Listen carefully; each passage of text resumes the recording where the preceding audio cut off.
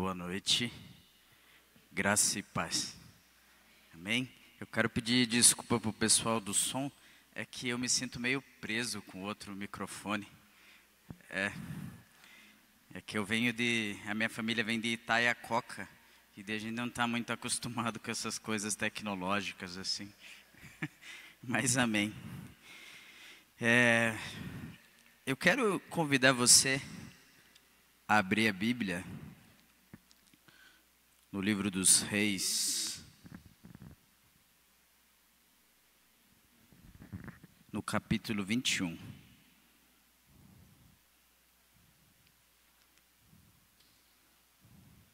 Livro dos Reis, capítulo 21. O primeiro. Era só para ver se vocês estavam atentos. Primeiro livro dos Reis, capítulo 21. A partir do primeiro versículo. Amém? Vamos lá. Sucedeu, pois, disto o seguinte: Nabote, o jezreelita, possuía uma vinha ao lado do palácio de Acabe, rei de Samaria, tinha em Jezreel. Disse Acabe a Nabote: dá-me a tua vinha para que me sirva de horta, pois está perto ao lado da minha casa. Dar-te-ei por ela outra, melhor. Ou, se for do teu agrado, dar-te-ei em dinheiro o que ela vale. Porém Nabote disse a Acabe: guarda-me, ó Senhor, de que eu dei a herança de meus pais. Então Acabe veio, desgostoso e indignado para casa, por causa da palavra de Nabote, o jezreelita, lhe falara, quando disse: não te darei a herança de meus pais. E deitou-se na sua cama, voltou o rosto e não comeu pão. Porém, vindo Jezabel, sua mulher, ter com ele, lhe disse: que é isso que tens assim, desgostoso o teu espírito, e não comes pão? Ele lhe respondeu: porque falei a Nabote, o jezreelita, e ele lhe disse: dá-me a tua vinha por dinheiro, ou se te apraz, dar-te-ei outra em seu lugar. Porém ele disse: não te darei a minha vinha. Então Jezabel, sua mulher, lhe disse: governas tu com efeito sobre Israel? Levanta-te, come, e alegre-se o teu coração. Eu te darei a vinha de Nabote, o jezreelita. Curva sua cabeça. Deus, que o teu Espírito Santo possa tocar nos nossos corações, assim como já vem tocando nessa reunião, Pai. Obrigado, Senhor, por fazer parte de um povo que tem o coração quebrantado. Obrigado, Senhor, por fazer parte de um povo que está de acordo com a Tua palavra. Obrigado, Senhor, por fazer parte de um povo que tem, Senhor, pessoas que entoam louvores como o Senhor nos deu, Senhor, a direção. Obrigado, Pai, por tudo, que esta palavra, Senhor, que vai ser ministrada nesta noite, possa chegar com poder transformador à vida, Senhor, dos Teus filhos, e que nós possamos aprender um pouco mais de Ti. Que o Teu Espírito Santo possa ser o professor, que o Teu Espírito Santo possa ser o pregador, o mestre, e que nós possamos, Senhor, entender o propósito, Senhor, que o Senhor tem para as nossas vidas. Eu Te agradeço por esse momento, em nome de Jesus. Amém. Queridos, eu tenho uma responsabilidade muito grande hoje de falar algo que Deus colocou no coração da pastora Elisete a respeito de como nós lidamos com negativas, como nós lidamos com o não. Nós vivemos em tempo de uma geração que implora por limites. Nós vivemos em tempos de uma geração que a cada dia mais não sabe para onde ir, não sabe o que fazer e não tem nenhuma noção de como perpetuar algo que os pais, os avós ou que a sua família em relação a valores passou. Nós vemos em uma geração que tem grande dificuldade de entender isso. A prova disso é nós irmos até as escolas, a prova disso é nós irmos até as reuniões onde eles se encontram. Existem diversas situações e diversos contextos onde estes não sabem o que é receber um não. A mensagem de hoje ela vai trazer por tema algo que Deus colocou no meu coração chamado o poder transformador do não. E eu vou separar a mensagem em 3 partes. Eu ainda tenho um espírito batista dentro de mim e eles sempre dividem em 3 partes a mensagem. Mas eu entendo porque é necessário começar, ter um desenvolvimento e uma finalização daquilo que eu vou trazer para vocês. Em relação a essas 3 partes, a primeira eu vou chamar de sustente o não. A segunda, não é não. E a terceira, o tempo e o não. Começando a fala a respeito de sustente o não, nós podemos ver diante de diversas situações dentro da família, o que acontece quando os filhos, eles precisam ter um determinado comportamento e os pais não sustentam o não. Eu lembro que em minha família, quando nós nos reunimos e às vezes nós participamos uma tarde assim, jogando algum jogo, videogame ou algo do tipo, um dos familiares, ele sendo uma criança, quando ele começa a perder demais, a mãe se envolve no meio e diz assim, olha, deixa meu filho ganhar. Deixa meu filho ganhar porque ele tem que ganhar e ele é o rei da mamãe, né filho? E daí o filho mais velho ou a outra pessoa vai lá e... Não, mas eu não. E daí vai e ganha novamente. E aquilo gera até um conflito dentro da reunião familiar. Outro contexto é quando nós temos que guardar alguma coisa. E isso para nós sendo guardado, e alguém chega e fala para nós assim, nós chamamos isso de segredo. Aí de repente vem alguém e fala bem assim, olha, não conta isso. Pode deixar, conta comigo, eu não irei contar. Quando passa um tempo, chega alguém muito amigo, porque nós sempre temos um amigo mais amigo do que o amigo anterior. E aí o que acontece?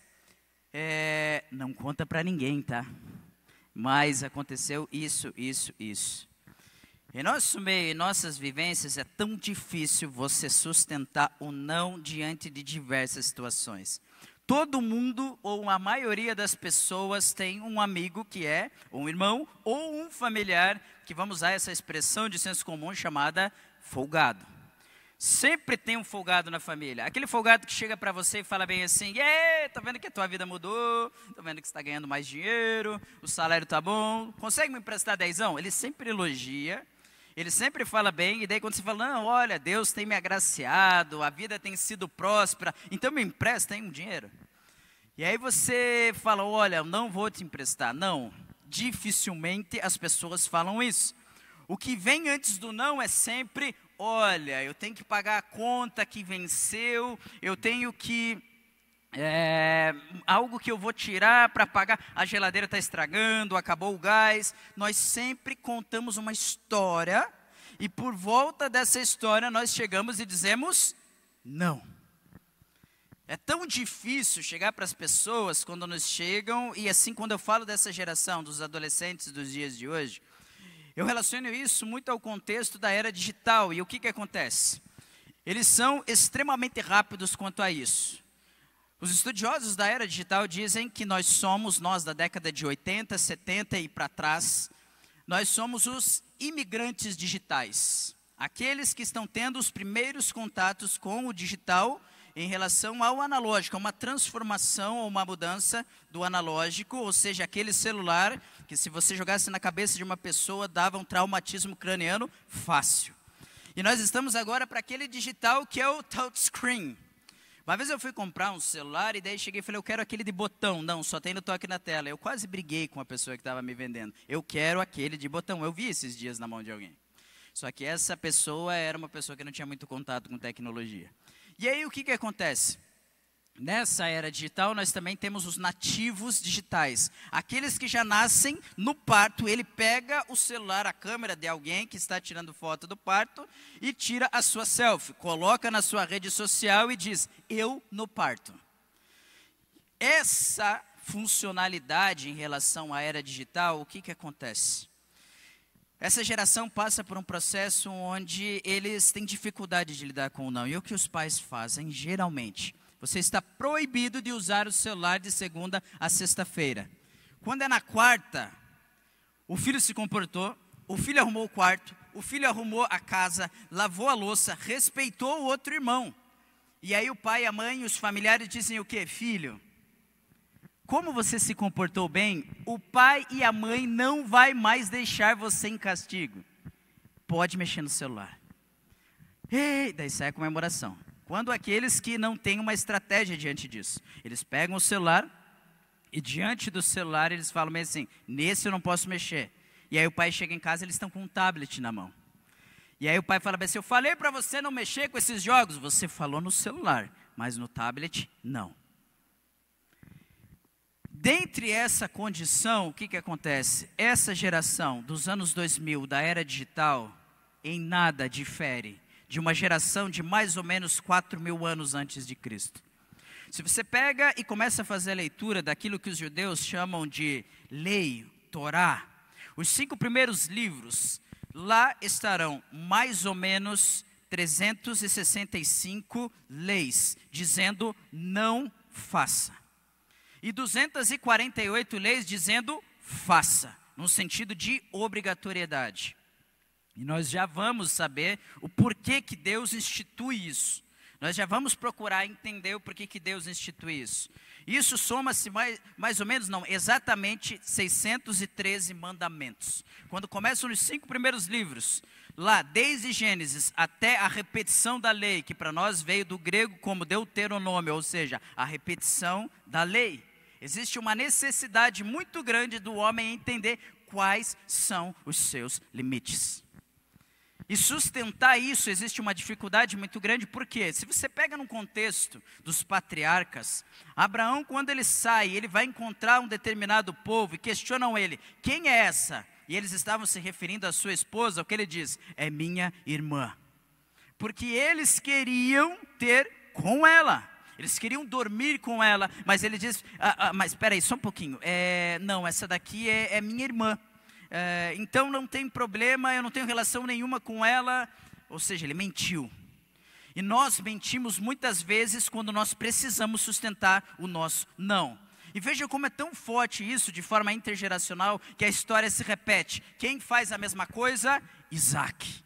Do mesmo jeito, cumprindo o mesmo protocolo, porque existe uma dificuldade muito grande em sustentar o não.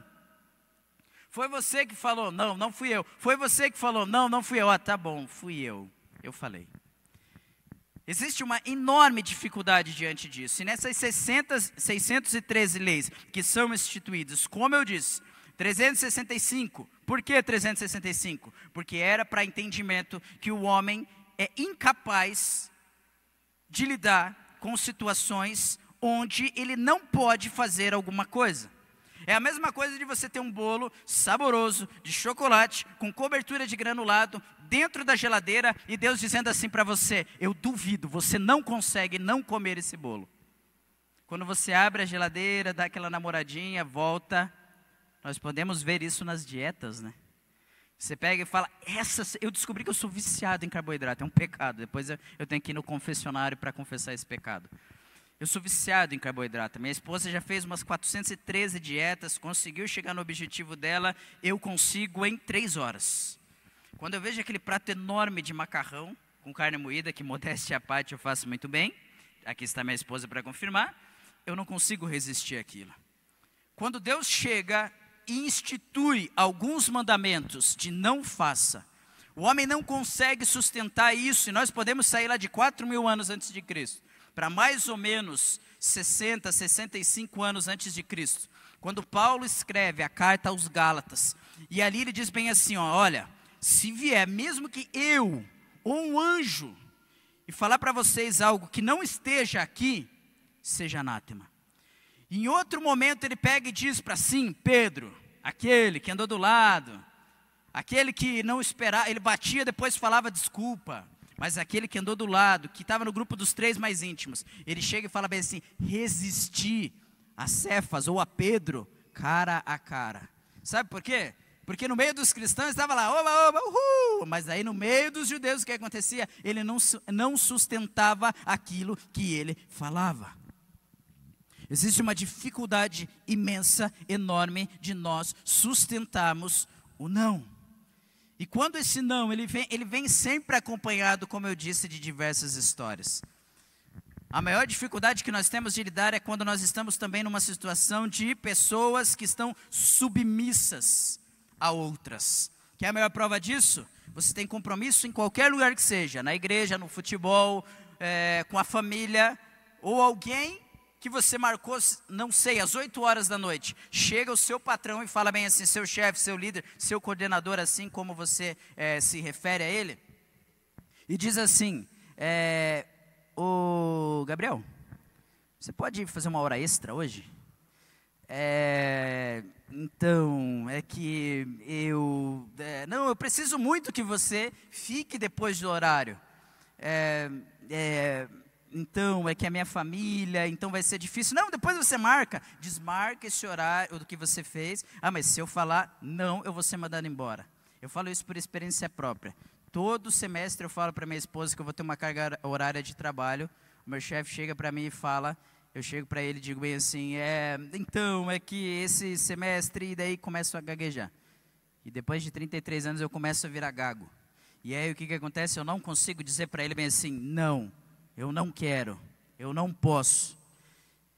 Nós temos uma imensa dificuldade quando nós nos relacionamos em situações de submissão. Sabe o que acontece no seu organismo? Existem estruturas do seu sistema nervoso, que quando você está numa situação de submissão, quando você está numa situação de dificuldade em relação a tomar uma decisão assertiva, todo o seu organismo ele entra numa espécie de condição estressante e aspectos emocionais como ansiedade e reações fisiológicas acontecem. É por isso que você tem dor de estômago no dia seguinte. É por isso que você acorda com dor de cabeça no dia seguinte. E é por isso que o seu corpo parece que você levou uma surra do Anderson Silva na boa fase. Porque a descarga que acontece no seu organismo em nível cerebral, em nível químico, é tão grande, mas tão grande, que o seu corpo se desgasta. Sabe por quê? Porque nós não estamos acostumados a dizer não. Se nós fôssemos relacionar com essa história, pensa comigo. Existem pessoas de grande poderio na época do reinado de Acabe. E um deles era Acabe. E de repente ele tem um palácio, e do lado desse palácio existia uma vinha. E ele chega para esse dono da vinha, chamado Nabote. E Nabote vai respeitar algo que estava lá atrás, capítulo 25 de Levíticos. Ali o Senhor fala para o seu povo a respeito da propriedade. Existem até hoje cursos que falam sobre a propriedade de nível superior, que trabalham esse texto. Levíticos 25. E exatamente no versículo 23 e 24, ele vai falar aqui sobre a herança. O não passar aquilo que foi lhe dado. E Nabote, diferente de nós, de muitos de nós, quando Acabe chega e tenta seduzi-lo, o que ele diz? Não. Eu não posso.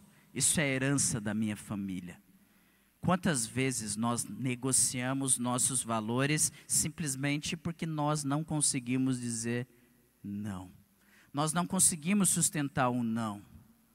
É difícil dizer não quando nós estamos em outro meio com outras pessoas. Mas diferente de nós, Nabote disse não. E Nabote disse, quando a gente for falar em relação ao tempo, eu vou retomar isso novamente. Mas Nabote, ele estava com aquilo que era permanente, e não queria trocar por aquilo que fosse efêmero, passageiro. O que eu estou dizendo? Que a vinha simboliza aquilo que é permanente. A horta simboliza aquilo que é passageiro.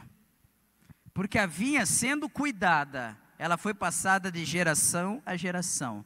Uma horta você colhe e depois você tem que plantar novamente. E se você não continua esse processo, essa horta ela vai ser passageira. Quem trabalha com plantio aqui, ou já trabalhou com isso, sabe explicar muito melhor o funcionamento de uma horta. Quando Nabote diz não, ele não está dizendo não apenas por uma palavra que está sendo ali sustentada. Nabote está dizendo não diante de diversas situações. Nabote está dizendo não diante de uma autoridade. Nabote está dizendo não diante de diversas condições que são apresentadas ali, como dinheiro, como uma troca por algo melhor. A sedução era tão grande a Nabote que Acabe diz assim: olha, se você quiser, eu posso te dar uma muito melhor, eu posso pagar algo por isso. E ele diz assim: não, eu não vou. E a gente entra na segunda parte da mensagem, que é: não é não. E o não sendo não, senhores, é isso que você vai exercitar, sim, com aquele seu familiar folgado. Posso pegar a coca na geladeira agora? Ô, meu amigo, não. E aí, nós temos um mau costume aqui na nossa cidade, eu falo daqui, mas eu acredito que isso se estenda para o nosso país. Quando você chega em um contexto, e aí de repente alguém fala para você: vai, porque eu não, você já tem. Senhores, não é não. E nós temos um costume de negociar isso. Nós entramos em um processo onde nós vamos negociar, sim, valores. E aí dizer assim: não, olha, eu faço de tudo, eu faço do que for possível, e eu vou agora, assim, o que você quiser eu te dou. Não é não. Imagine que um homem que veio até essa terra, e aí de repente ele, em 40 dias de vulnerabilidade, onde ele não comia nada, esse homem chama-se Jesus. Ele é levado até algum lugar e aí de repente ele sofre por uma condição onde são apresentadas algumas coisas a ele. Ele passa pela primeira situação, que é sustentar não. Aí ele passa pela a segunda parte da mensagem aqui, só que aí no sentido inverso. O que acontece? Satanás não entendeu que não era não. Quando nós passamos por essa condição de não é não, não é, quer dizer, não, você não vai jogar videogame essa semana. Não, você não vai fazer isso. Não, você não vai sair. Não, não tem como comprar aquela TV 4K de R$ 5.473,27, mas está na promoção. Aí o seu cônjuge olha e fala bem assim: não é não. Não tem como comprar isso. Não tem como fazer isso. Não é não. Quando o povo ele sai do deserto, quando o povo ele vai para o deserto, tinham alguns costumes que eles levaram do Egito. E quando nós aprendemos algumas coisas, isso para habilitação, ainda bem que isso só acontece lá na Islândia e não aqui no Brasil, e muito menos aqui na igreja. Nós não dirigimos sem habilitação. E aí o que acontece? Quando nós dirigimos sem passar por uma autoescola, tem alguns costumes que nós aprendemos. Eu digo isso porque eu não tinha carro. Talvez se eu tivesse carro eu tinha dirigido antes de... eu seria pecador, eu teria dirigido antes. Mas não tínhamos carro, e aí eu não dirigi. E aí o que acontece, senhores? Existem pessoas que dirigem, quando vão tirar a habilitação, eu conheci pessoas que reprovaram 6, 7 vezes no teste prático. Sabe por quê? Vamos lá fazer a baliza. Coloca o braço atrás do banco, olha para trás, e aí começa a fazer a manobra. E aí quando vai trocar de marcha, a mão cola. Existe algo assim, em relação à física, que a mão cola no câmbio, e a pessoa não consegue tirar. Fica tremendo assim, e não consegue tirar a mão do câmbio. São costumes que aconteceram onde agora você não pode mais fazer aquilo. Quando o povo sai do Egito, o povo tinha diversos costumes que lá eles faziam. E um deles, sim, era ter um cuidado muito grande em relação à cultura daquela época. Porque, historicamente, apresenta-se e mostra-se que nós somos muito influenciados pelo povo egípcio, em diversas condições. Há quem diga que o livro da vida que Moisés tentou ali descrever a respeito, a Bíblia traz a descrição, foi algo muito relacionado para explicar para aquele povo que tinha um contato com o livro da vida dos egípcios, que tinha também o livro da morte. Diante de toda essa situação, nós podemos ver que houve alguns costumes, valores, vícios que foram trazidos até o deserto. Quando Moisés é chamado por Deus para receber a tábua da lei, quando ele sobe para falar com Deus, primeiro nós vemos uma determinada situação, que era, talvez Arão poderia ter falado para Moisés: Moisés, eu não sou líder, eu sou um administrador. Algo comigo, quando eu vou trazer alguma fala a respeito de liderança, eu sempre separo duas condições. A primeira é o líder e a segunda é o administrador.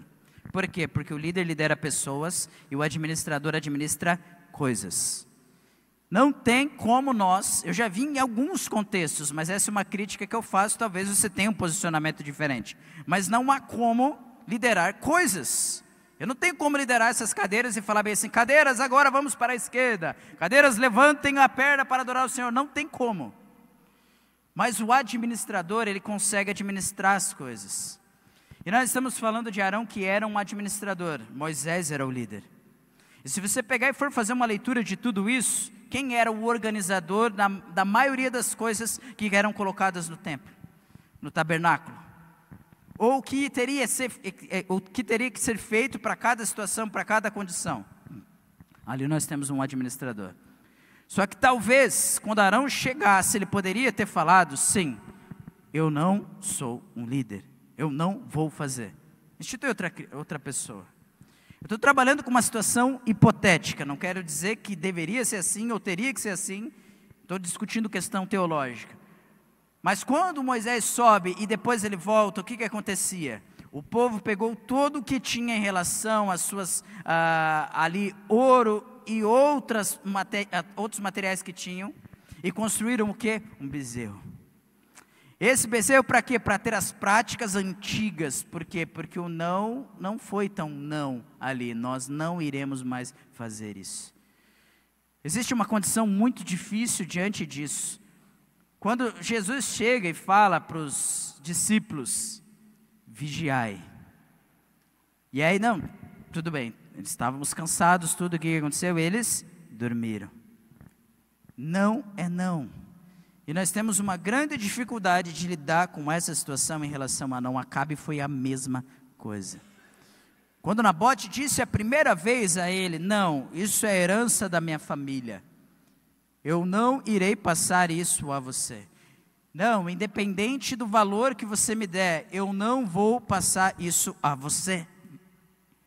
E esse não, ele talvez pensasse, talvez ele foi o primeiro a conseguir construir ou tentar construir essa história, em relação ao: o não você já tem, então vai. Ah, Everton, mas eu já várias vezes, vários desafios que eu enfrentei, e eu tinha o não, e eu fui lá e consegui o sim. E aí eu consegui passar, eu consegui fazer, sei lá, atingir o meu objetivo e etc.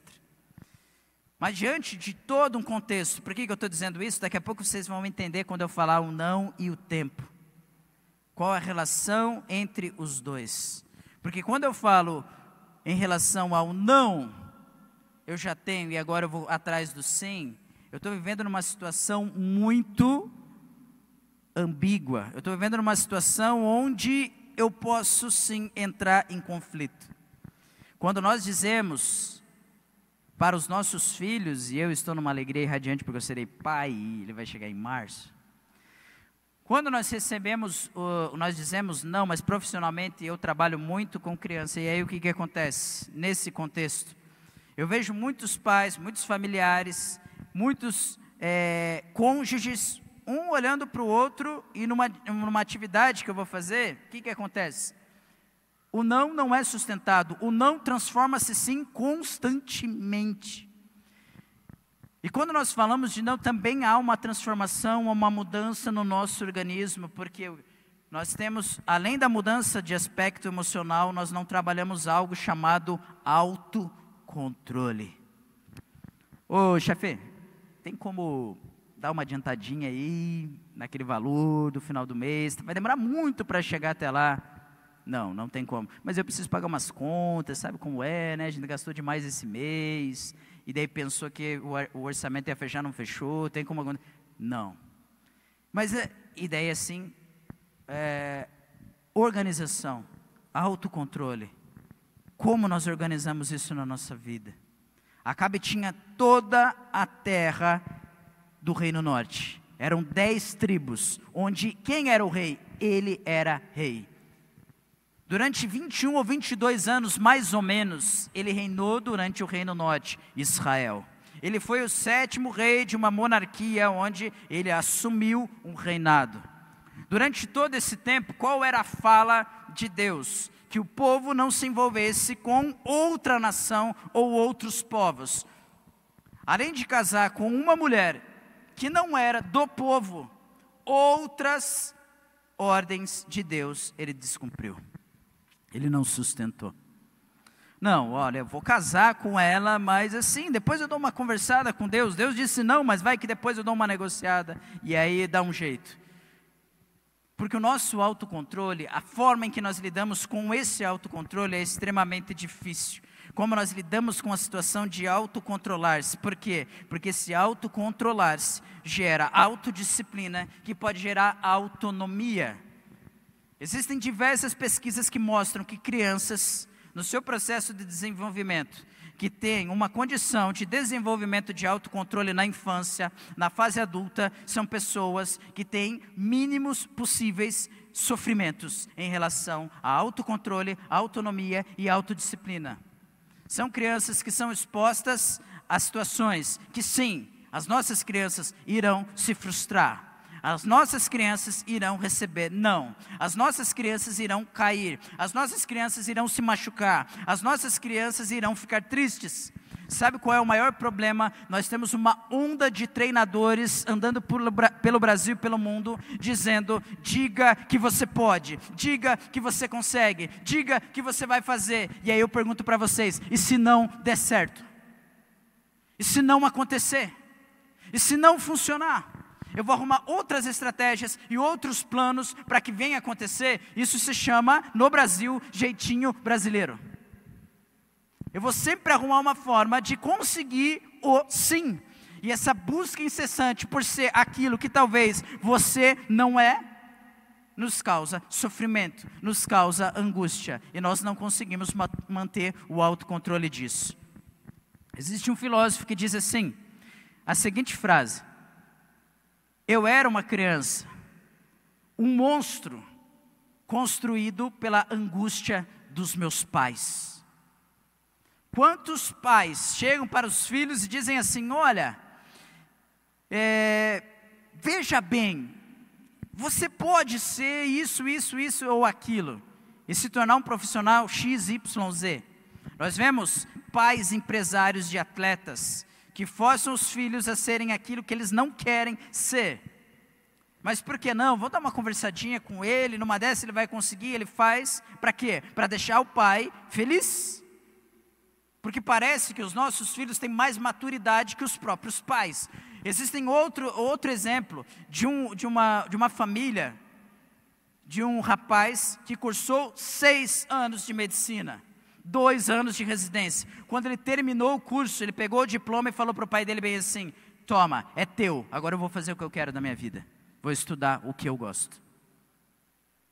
Qual a dificuldade nós temos em dizer, em sustentar, em saber o que é não? Primeiro, porque nós temos dificuldade de dizer não. Segundo, porque nós temos dificuldade de entender que não é não. E quando alguém chega para a gente e fala isso, por isso que eu falo que isso é transformador. Primeiro porque no aspecto emocional ainda nós temos muitas dificuldades de entender que a tristeza não é ruim. A tristeza é importante para a nossa vida. É importante nós ficarmos tristes. É importante nós termos raiva. O que você está dizendo? Jesus veio e disse para amar o próximo, está dizendo que tem que ter raiva. Raiva diferente de violência. A raiva faz você acordar todos os dias, 6 horas da manhã, desligar o celular, o despertador, ou aquele relógio vermelhinho com o ponteiro que faz... Você bate lá, foi dormir às 3, 4 horas da manhã, talvez não caiu bem a feijoada da noite, o realmoço que é na janta, aí você foi comer, acordou, bateu no despertador às 5h30, porque você mora lá em Areia Branca e trabalha aqui no Batel. Você tem que acordar às 5h30 da manhã, aí você bate naquele no despertador. A raiva faz com que você faça isso, que você consiga ter energia para ter uma ação. A tristeza faz com que você venha refletir sobre algo que foi negativo. E quando a gente fala de 365 dentro da lei judaica, dentro da Torá, 365 leis que digam não, faça. Deus estava nos desenvolvendo para uma condição de autocontrole. Quer a resposta disso? Se você for lá no livro de Juízes, no capítulo 2, no versículo 10, lá vai estar escrito bem assim: e houve e levantou-se uma geração em Israel que não conhecia o fato ou os feitos dos seus pais no deserto. Sabe por quê? Porque foi uma geração que não sustentou o não faça. Foi uma geração, e isso, para deixar você ainda mais reflexivo hoje, não tem nada a ver com lei, não tem nada a ver com imposição. Quando Deus coloca isso, Ele diz bem assim: não coma carne de porco, e Ele vai descrever, não vai falar porco diretamente, mas vai dizer os animais. No mar a mesma coisa, sabe por quê? Imagina um povo passando por um deserto durante 40 anos, onde de dia chega a temperaturas com mais de 50. Um povo que tinha uma pele não muito resistente. Existem pessoas que quando comem determinados alimentos, que é o caso da carne de porco, existem substâncias do nosso organismo, como por exemplo a histamina, ela começa a tentar combater aquele alimento, e aí faz com que seu corpo tenha uma reação diante disso. É por isso que algumas pessoas comem carne de porco e têm alergia. Agora imagina 50 graus, aquela alergia no seu corpo, e aí aquele judeu, aquele hebreu coçando a sua pele. Isso poderia causar um câncer de pele. E a pergunta que eu faço para você: o povo chegaria à terra prometida?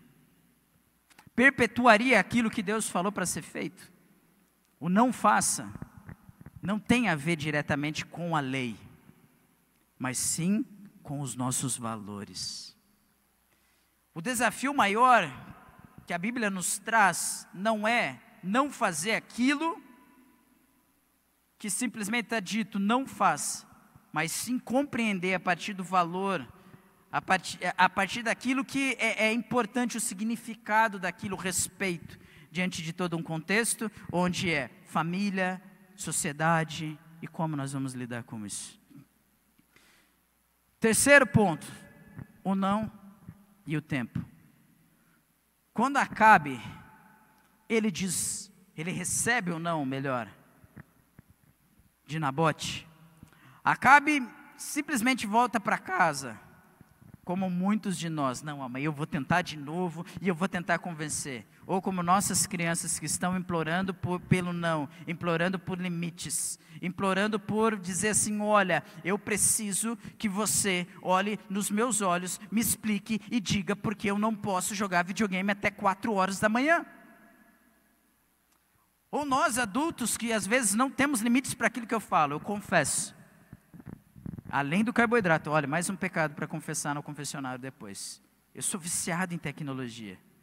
Quando eu vou passear com a minha esposa em um shopping, em um parque, eu tenho que deixar o celular no porta-luva. Sabe por quê? Porque se ele estiver na minha mão, toda hora eu estou mexendo. Pode perguntar para ela depois. Existem dificuldades que nós temos diante disso. Ou eu estou mexendo com o trabalho, ou eu estou vendo a vitória do meu time, que agora está 7 jogos sem perder. Ou eu estou vendo uma notícia, ou eu estou me atualizando com diversas outras coisas. E aí o que acontece? Chegar e falar, ela olha e fala para mim: guarda isso aí, não mexa nisso daí agora pelo menos. Eu não consigo, 3 minutos depois eu estou mexendo de novo, eu falo: tá bom, eu não vou mais mexer no celular. Coloco em cima do rack da sala, daí de repente ela sai, vou ao banheiro, quando ela volta o celular está na minha mão. Eu acho que é tipo um martelo de Thor assim, que daí eu faço assim, ele vem correndo para a minha mão. Não pode, não tem outra explicação. E aí o que acontece disso? Quando não existe aquilo, como nós lidamos e de que forma nós lidamos com isso? Aí nós começamos a criar estratégias, só que a consequência disso vai ser lá na frente. Quando Acabe vem, chega em casa e aí Jezabel fala, o que aconteceu? Ô velho, o que aconteceu? A velha aqui está preocupada. Não, eu recebi um não, e agora? Mas não é você o rei, não é você que manda em tudo aqui, não é você que é o que fala para fazer isso, fazer aquilo? Deixa que eu vou dar um jeito. Naquele momento, talvez visivelmente não tenha acontecido nada. Depois do decorrer da história, nos demais versículos, a Bíblia vai mostrar que Jezabel cria todo um contexto para que Nabote fosse incriminado e apedrejado por causa disso. Quantos de nós estamos sendo apedrejados hoje porque nós não entendemos os nossos limites e o que é ser não? Para nós que moramos em condomínio, e aí de repente o estabelecimento é até as 10, você pode fazer um determinado barulho ali. Depois disso, por favor, silêncio. O que acontece? Existem pessoas que não entendem isso. Mas é preocupação, né? Eu sou um pouquinho mais alto. Se aquilo foi instituído, é porque é importante para a organização. Nós não entendemos que quando algo existe para que nós possamos compreender o funcionamento de uma sociedade, ou seja, se Nabote não quis ceder a vinha, existia uma importância muito grande para ele, aquilo pertencia a ele. E nós não entendemos o tempo desse não. O povo, durante o tempo que nós chamamos de intertestamentário, que foram 400 anos de silêncio, foi um tempo onde talvez as pessoas buscassem a voz de Deus, mas o não de Deus durante um tempo se estabeleceu para diversas coisas. O não de Deus vem para a nossa vida, e aí quando nós não sabemos lidar com isso, isso vai acarretar lá na frente. Dentre diversas pesquisas que eu falei para vocês em relação ao autocontrole, autodisciplina e autonomia, as crianças que foram, em uma das pesquisas, algumas crianças foram acompanhadas durante 20 anos. E as crianças que não tiveram autocontrole por causa de um desenvolvimento familiar, as crianças que não tiveram um ensinamento em relação ao porquê não pode fazer aquilo, ou aquilo, ou aquele outro, quando depois de mais ou menos 15, 20 anos, sabe o que aconteceu com aquelas crianças que não conseguiram se autocontrolar e não entendiam o valor disso, não tinham nem terminado o ensino médio, e não tinham entrado no nível superior, e não tinham conseguido entrar no mercado de trabalho. Eram pessoas que não conseguiam manter um relacionamento. Eram pessoas que tinham baixa resistência à frustração. Você não vai fazer. Por quê? Eu vou falar com meu pai agora. Daí o pai chega e fala, mas por que você não deixa ele fazer? Faz, eu estou mandando, é ele que vai fazer agora. E nós achamos que nós estamos ajudando. Não, nós não estamos de maneira alguma ajudando. Para vocês terem uma ideia, as alterações fisiológicas, químicas, de amadurecimento, de maturação do nosso organismo, elas são prejudicadas quando nós não colocamos de uma forma clara o porquê é importante não fazer, controlar-se diante disso. Em contrapartida, as crianças, durante essa pesquisa, que foram acompanhadas durante esses 20 anos e conseguiram desenvolver autonomia e autocontrole durante esses 20 anos, por volta dos seus 19 para 20 anos, um pouco, ou 19 para 20 anos não, de 22 para 23 anos, um pouco mais, porque o tempo de pesquisa era de 15 a 20 anos, então algumas crianças foram um pouco depois. Essas crianças ingressaram no nível superior, essas crianças estavam no mercado de trabalho, essas crianças mantinham agora, enquanto adolescentes e adultos, dessa pesquisa de 15 a 20 anos, essas crianças sabiam lidar com situações negativas. Como você lida com o não? Quando alguém diz para você não faça, ou não tem como fazer, não adianta. É diferente de uma situação de persistência, uma situação de desafio, onde você tem as possibilidades, mas você não conseguiu atingir. É diferente. Quando você tem um planejamento e de repente, talvez, porque aconteceu o imprevisto, e você não conseguiu ingressar no nível superior, ou você não conseguiu um trabalho, não, mas eu vou estudar para esse concurso e agora eu vou conseguir passar. É diferente isso. Mas estou dizendo quando o não é pré-estabelecido e você tem que negociar isso. Aí lá na frente, são várias coisas, várias questões que vão ser desajustadas. Quando Jesus chegou e disse, permanecei onde? Vão para Roma, vão comprar lá em Corinto, vão para Éfeso, que é uma cidade muito grande, vocês vão conseguir comprar vários vestidos, peça para o seu barco, para você ir pescar. Eu acho que Pedro e João entenderam isso quando ele disse. Porque quando ele voltou, e ele disse assim, calma, eu vou voltar. E nós, enquanto igreja, nós ceiamos, nós cultuamos, nós louvamos a Deus a partir de músicas, cânticos, louvores. Só que muitos de nós não temos a compreensão, muitas vezes, e é o que eu falo, é o que Paulo fala, eu falo aquilo que Paulo fala. Nós não temos a mentalidade do céu. E quando o não vem para nós, e o tempo nos mostra isso muitas vezes, quando o ônibus quebra, e você diz, não pode ser, eu vou chegar atrasado no trabalho. E aí de repente você passa pelo mesmo lugar que você passa e vê um acidente violento. Foi o não de Deus para você naquele momento. O tempo e o não. Como nós lidamos com o não? Aproximadamente 4 anos atrás, quando eu e minha esposa, nós conversamos um com o outro e falamos, agora é a hora de nós aumentarmos a família. Todas as vezes, senhores, que encaixava-se certinho o tempo de regra menstrual da minha esposa, e descia para ela, era um sufoco, era uma tristeza. Eu ia trabalhar pensando, e agora? O que eu vou falar para ela? Durante 4 anos, os meus irmãos, um deles teve 3 filhos. Durante 4 anos, eu via muitos amigos só dando notícia. Assim, os primeiros eu chegava para ela e falava, amor, você viu? Fulano de tal vai ser pai, vai ser mãe. Oh, que legal. Depois começou a ficar chato. Porque todo mundo recebia o sim de Deus para a gravidez. E eu e minha esposa não.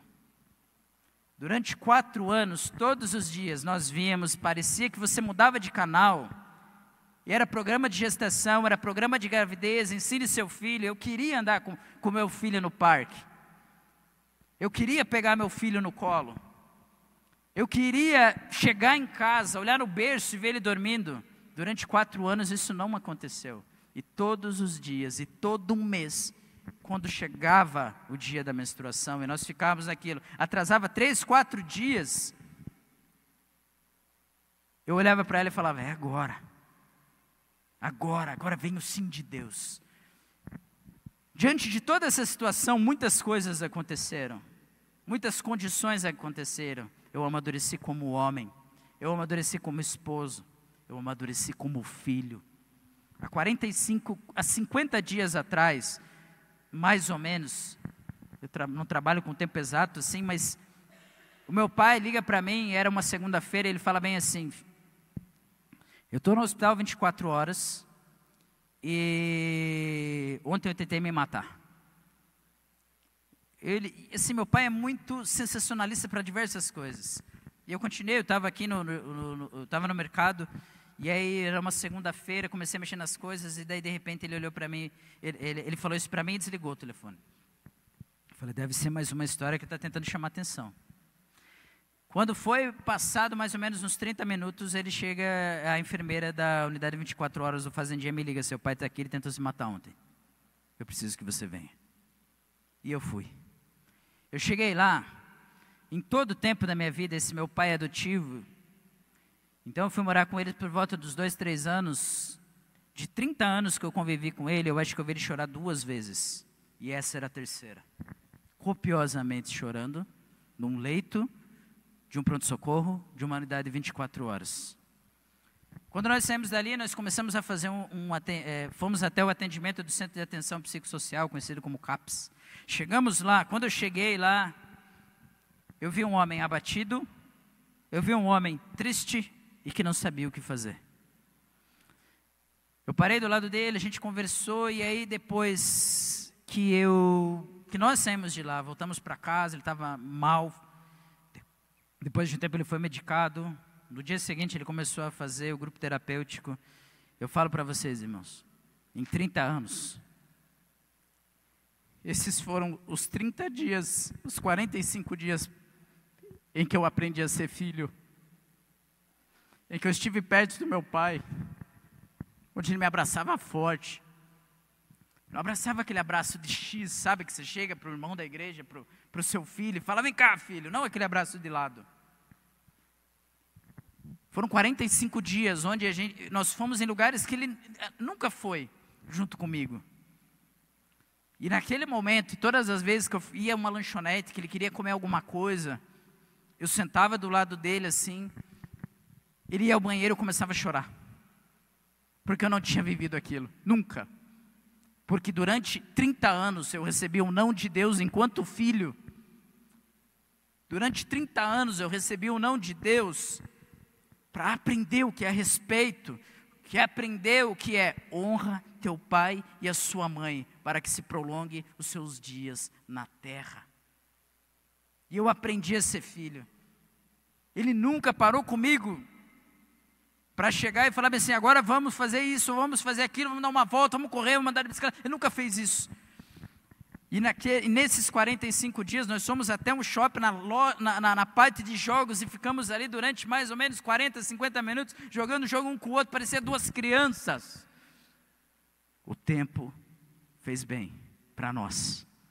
O não de Deus é importante para entendermos o que é a mentalidade do céu.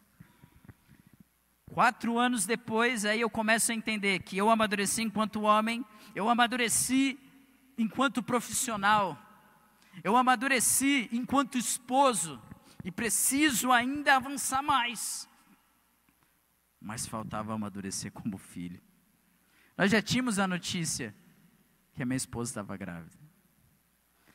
Mas ainda faltava essa última parte de eu entender o que é ser filho. Quando nós não entendemos o não e o tempo de Deus, nós não entendemos que lá na frente, numa visão onde Deus vê aquilo que nós não vemos. O profeta Isaías vai dizer assim, porque os seus caminhos são mais altos que os meus. Ou seja, é importante que o não esteja presente na nossa vida.